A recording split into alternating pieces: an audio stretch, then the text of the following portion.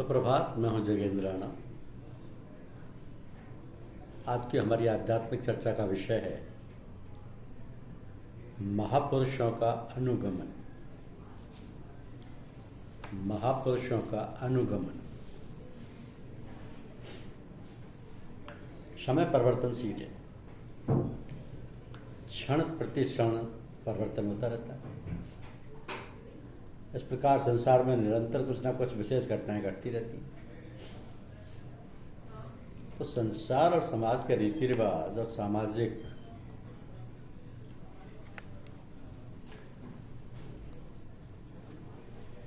रीति रिवाज और सामाजिक संस्कार और अनेक मर्यादाएं भी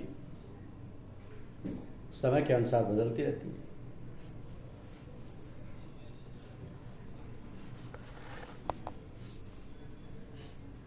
बदलनी भी चाहिए। और एक कार्य समाज की जो अगुवाई करते हैं, जो समाज को दिशा निर्देश करते हैं, उनका कर्तव्य है कि वह समयानुसार परिवर्तन करके चलन करते हैं और लोगों में इस प्रकार की भावना भर दें कि लोग वैसे ही समय को देखते हुए कार्यकलाप में परिवर्तन करते हैं। इससे कार्यकलाप सुचारू रूप से होते हैं और करने बरतने से सरलता और सहजता भी होती है। तो आजकल प्राय देखा जाता है कि जो सामाजिक रीति रिवाज हैं उनकी ओर लोग ध्यान नहीं देकर उसी प्रकार चलते हैं, कार्यकलाप करते हैं। जैसा देखते हैं अपने से संपन्न लोगों को, तो आजकल की संपन्नता बहुत ही दोषपूर्ण और अनावश्यक व्यय करने की है। कारण यह कि लोगों की कमाई मेहनत की तो है नहीं, ईमानदारी और पुरुषार्थ की है नहीं, और संपन्नता अर्थात धन उसके पास बाधिक है जिसे वह येन केन प्रकार व्यय करना चाहते हैं। इस कारण बहुत सी दोषपूर्ण रीतियां चल रही हैं।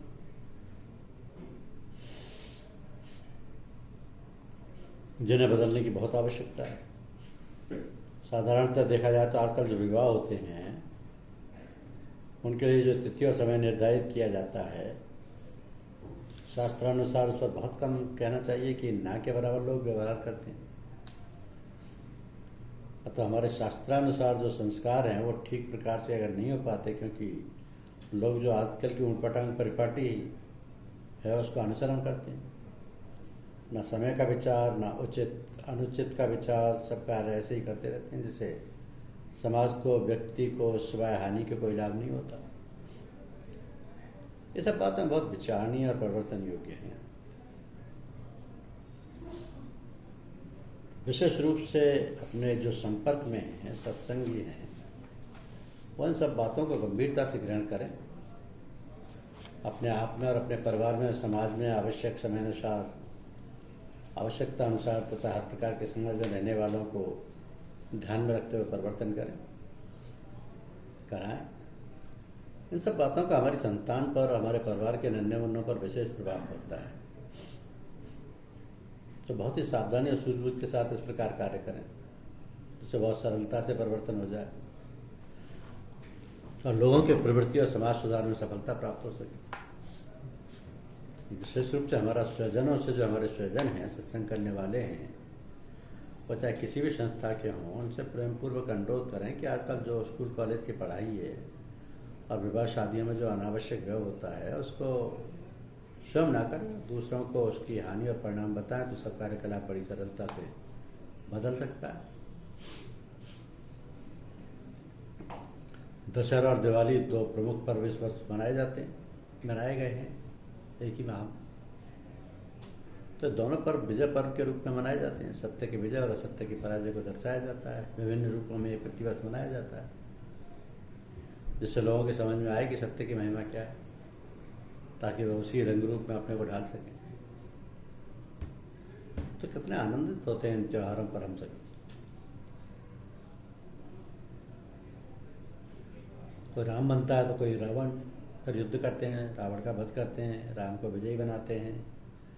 इन सब की महत्ता को समझना चाहिए। प्रत्येक पर्व का अपना कुछ आधार होता है और अपनी महत्ता होती है। उसके पीछे कुछ धर्म की बातें जुड़ी हुई होती हैं। कुछ शिक्षा मिलती है उनसे, ज्ञान प्राप्त होता है और उसमें छुपे हुए गूढ़ रहस्यों का पता चलता है। इसलिए यदि इन पर्वों से हमें कुछ आध्यात्मिक शिक्षा मिल जाए तो उससे जीवन भी लाभान्वित हो सकता है। दशहरे पर राम ने दशानन पर विजय प्राप्त की, अर्थात मनुष्य की 10 इंद्रियां हैं, उन पर विजय प्राप्त करने की मर्यादा पुरुषोत्तम श्री राम ने की। इसलिए महत्व के नवरात्रि के व्रत का, दशहरा के व्रत का के अर्थ है अपनी 10 इंद्रियों पर विजय प्राप्त करना और 10 दिनों में एक एक इंद्रिय को अपने वश में कर लेना। यही वध है दशानन का। मर्यादा पुरुष के लिए दशानन के रूप में 10 इंद्रियां हैं, 5 कर्म इंद्रियां, 5 ज्ञान इंद्रियां, तो 10 वक्त के रूप में दशानन है। और राम के रूप में वो उत्तम पुरुष, जिसे मर्यादा पुरुषोत्तम कहते हैं, तो जो सब में उत्तम पुरुष माना गया है, इसमें पौरुष है और अन्य योनियों में वह सर्वोत्तम है। यही है वो मर्यादा पुरुषोत्तम राम, जिसने दशानन का वध कर उस पर विजय प्राप्त की। अभी राम जो घटघट में है, अंतर में है मनुष्य के, इसीलिए मनुष्य जीवन को सर्वोत्तम माना गया है, क्योंकि इसमें शक्ति है, विवेक की ज्ञान है, समझने बूझने का। जब प्राप्त कर ली दशानन पर, जब विजय प्राप्त कर ली दशानन पर, तब हृदय आलोकित हो गया दीपावली से, दीप्तिमान हो गया, रंग रंग और उसका प्रभाव मन पर आ पड़ा। जहाँ केवल प्रकाश ही प्रकाश है, पर तो सब कुछ प्रकाश में हो गया। जहाँ तक कि जो भी संपर्क में आया वो भी दीप्तिमान हो उठा। तो यही है दीपावली के दीपों के प्रकाश की रमना, प्रकाश का रमना। यही है जागृत अवस्था। जब सब कुछ प्रकाश में हो गया तब अंतर की ध्वनि राम भ्रमित हो उठी, राम शब्द जागृत हो उठा। दीप हृदय में जलने से राम धुन होने लगी अंतर में। घर घर दीप जलाकर उजाला करने का अर्थ है अपने अंतर मन को आलोकित कर डालो, रगवानी कर लो राम नाम शब्द की।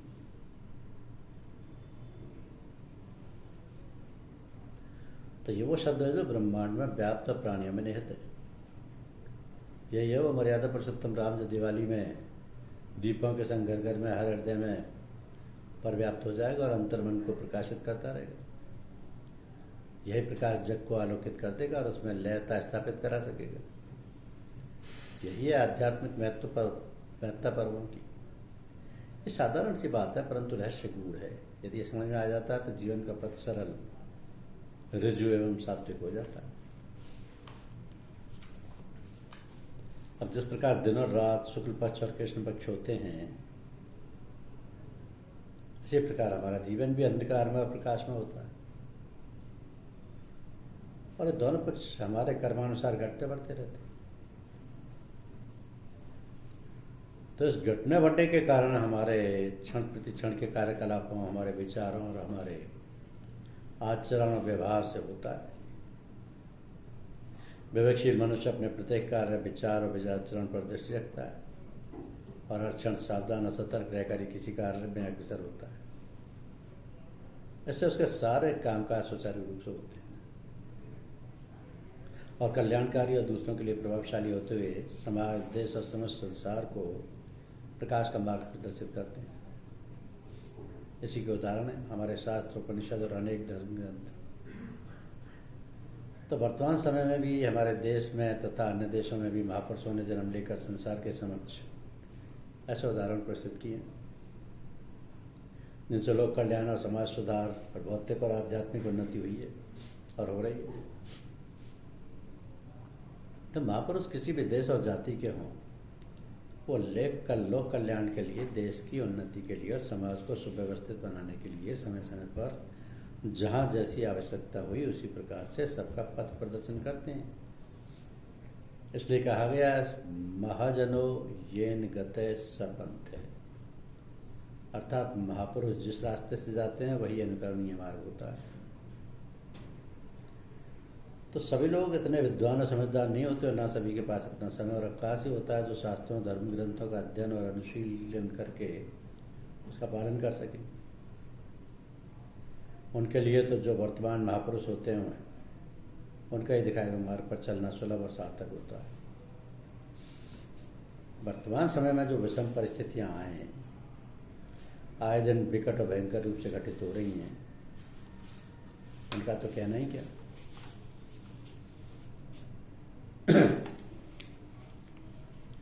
अब साधारण मनुष्य तो ऐसी स्थिति में ग्रस्त है कि वो स्वयं कुछ भी सोचने समझने में अपने को असमर्थ पाता है।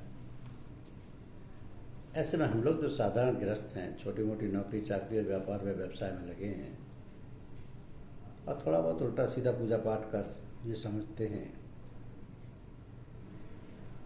कि हम बहुत कुछ कर रहे हैं, उनको चाहिए कि वो जी जान से भगवान की शरण पकड़ लें। प्रभु का आश्रय, भरोसा और सहारा हम पकड़े रहें। जैसे भी परिस्थिति में हो, हम उन्हीं में रहकर धर्म, समाज और देश की मर्यादा अनुसार सब कार्यकलाप करते रहें। अपने सामने उपस्थित आदर्श और लक्ष्य पर स्थित रहें और गुरुजनों का आशीर्वाद प्राप्त करते रहें। तो गुरुजनों का आशीर्वाद तो तभी मिलता है जब उनकी आज्ञा और उनके आदेशों का हम पालन करते रहें। ये ठीक है कि सभी लोग सभी आदर्शों और सभी आदेशों का पूर्णतः पालन नहीं कर सकते हैं, किंतु अपने सामर्थ्य और शक्ति के अनुसार तो कुछ ना कुछ कर ही सकते हैं। गुरुदेव ये देखते रहते हैं कि कब किस समय कैसा कार्य कर रहा है। उनकी दृष्टि से हमारे छोटे से छोटा कार्य छिप नहीं सकता। वो इतने दयालु और कृपालु होते हैं कि वह प्रतिपल प्रतिक्षण हमारे कार्यों का लेखा जोखा लेते रहते हैं। फिर भले ही वो हमसे दूर हो, सजग और सावधान रहकर हमारे सारे क्रियाकलापों को निर्बाध गति से निरखते परखते रहते हैं। अतः हम सबको बहुत ही सावधानी के साथ गुरुदेव को हाजिर नाजिर, सब व्यापक, सब दृष्टा समझते हुए सब काम करना चाहिए। साधकों को खाने पीने के मामले में बहुत सचेत रहना चाहिए। हर किसी के यहाँ खाने पीने से बचना चाहिए, खासतौर से दावतों में खाना पीना। अब जैसा अन्न खाया जाता है मन पर वैसा ही असर होता है। एक महात्मा जी की बात है, वह केवल दूध ही पीते थे, अन्न फल वगैरह कुछ भी नहीं खाते थे और योगाभ्यास, आसन, प्राणायाम, धारणा, ध्यान आदि का अभ्यास करते थे। एकांत में रहते थे, बहुत संयमी थे और लोगों से मिलना जुलना भी नहीं होता था। इतना सब कुछ होते हुए भी एक दिन उनका मन बहुत चंचल हो गया और अनेक प्रकार के कुत्सित विचार और भावना उनके मन को उद्वेलित करने लगी। इस पर वे बहुत व्यथित और दुखी हुए। सोचने लगे क्या कारण है कि जो हमारा मन इस प्रकार के गंदे विचारों से ओतप्रोत हो रहा है। तो बहुत सोचने समझने के बाद उन्होंने विचार किया कि वे ना तो किसी से मिले, ना किसी स्त्री का दर्शन किया, ना ही मन में किसी का चिंतन किया। फिर क्या बात है जो ऐसी दशा हमारी हो रही है। अंत में सोचा हो ना हो ये दूध जो हम पीते हैं इसमें कुछ दोष है। प्रातःकाल दूसरे दिन उन्होंने पता लगाया कि दूध कहाँ से और किसके यहाँ से आता है। पता चला जिसके यहाँ से दूध आता है वो बहुत दुष्ट है और दुष्कर्मी है। इस कारण उस दूध में उसके धुलते वक्त हाथों का स्पर्श होने से दूध में वो प्रभाव और दुर्गुण आ गया और उसका ही पीने से उनके अंतर हृदय में ऐसी हलचल मच गई। इसी प्रकार का आनंद रामायण में भी एक प्रसंग आया है। एक कुत्ता बहुत जोर जोर से रो रहा था। भगवान रामचंद्र जी ने सुना तो उन्होंने लक्ष्मण जी को बुलाया और कहा कि पता लगाओ कि ये कुत्ता क्यों रो रहा है। लक्ष्मण जी कुत्ते के पास गए और उसे पुचकारा, बड़े प्यार से पूछा तुम क्यों रो रहे हो। कुत्ता बोला कि मुझे एक सन्यासी ने पत्थर मारा है जो मुझे बहुत जोर से लगा। लक्ष्मण जी ने उस सन्यासी को बुलाया और पूछा तुमने कुत्ते को क्यों मारा। सन्यासी बोला कि मैं भिक्षा लेकर जा रहा था, कुत्ते ने मेरा पीछा किया। मैंने सोचा कि कुत्ता मुझे छू लेगा तो खाना दूषित हो जाएगा, तो मैंने उसे दूर भगाने के लिए पत्थर मारा। लक्ष्मण जी ने रामचंद्र जी को बतलाया तो उन्होंने सन्यासी को बुलाकर कहा तुमने सन्यास लेने में शीघ्रता बरती है, कुत्ता तो पशु है, तुम अभी मन से सन्यासी नहीं हो पाए हो, तो कुत्ता जो भी दंड देगा तुम्हें वो भोगना पड़ेगा। उन्होंने कुत्ते से कहा कि तुम सन्यासी को जो भी दंड दोगे तो उसे भोगना पड़ेगा। बोलो क्या दंड दे रहे। कुत्ता बोला हे प्रभु, सन्यासी को किसी ऐसे मंदिर का महंत बना दीजिए जिसमें लाखों की आय हो। जो लोग ये सुन लेते वो सोचने लगे कि कुत्ता दंड दे रहा है या पुरस्कार। कुत्ते ने कहा कि भाई मैं अपने पिछले जन्म में एक बड़े मंदिर का पुजारी और महंत था। मंदिर में जो देवता पर चढ़ावा, धन इत्यादि आता था उसका उपयोग मैंने अपने भोग विलास में किया, जिसके फलस्वरूप मुझे कुत्ते का जन्म लेना पड़ा और पत्थर की मार भी खानी पड़ी। मंदिर के चढ़ावे में सभी प्रकार का धन इत्यादि आता है, ना जाने किस भाव से कैसे कैसे लोग चढ़ावा करते हैं और ये चढ़ावा भगवान के लिए होता है। उसका उपयोग तो परोपकार में, गरीब निर्धन लोगों की जरूरत हमें करना चाहिए, अपने ऐशो आराम और भोग विलास में नहीं। तो साधकों को, घर गृहस्थी वाले लोगों को अपने रहन सहन खान पान में बड़ी सावधानी बरतनी चाहिए। मंदिर के पुजारी तो केवल भगवान के पूजा पाठ और मंदिर की देखरेख साथ संभाल में लगे रहते हैं। फिर भी यदि वे अपने भोग विलास और ऐशो आराम में लिप्त हो जाएं और देवताओं के धन संपत्ति का इस प्रकार दुरुपयोग करें तो फिर कुत्ता बनना पड़ेगा, या जैसी भी वृत्ति होगी और भी दुर्गति हो सकती है। अतः इस साधकों भक्तों सावधान होकर संसार के व्यवहार, शुद्ध आचार विचार का पालन करो, ताकि अधोगति में न जाना पड़े। यह मनुष्य जन्म बड़े भाग्य से मिला है। इस जन्म में यदि आध्यात्मिक कमाई न की, जब तक पूजा पाठ भक्ति आदि तन मन धन से न किया, तो पछताना पड़ेगा। जब जीवन समाप्त हो गया, बुढ़ापा आ गया, तो फिर पछताना ही पड़ेगा।